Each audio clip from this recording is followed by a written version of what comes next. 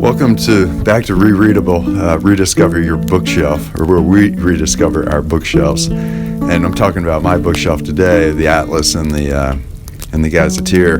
But I had a little bit of a postscript here. I wanted to talk about the kiosk. You know, I've gone to kiosks nowadays, and they were the old,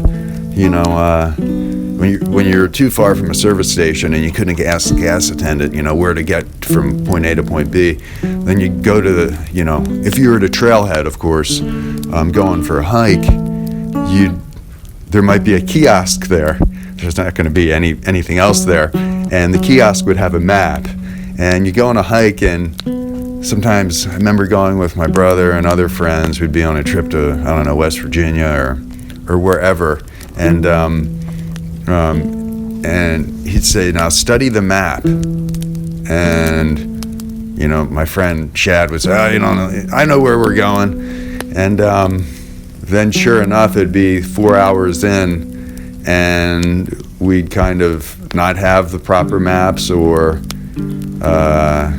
get confused about where we were, and we'd all be, this was before phones, so we couldn't take a picture of it, we'd all be thinking about, okay, what did the map, remember what the map on the kiosk, think back, and there'd be some discussion on, okay, and it was kind of harrowing, because, not harrowing, but the sun was setting, and we were losing daylight, or we saw that we had so much of a window of daylight before we got to the campground we're going to, and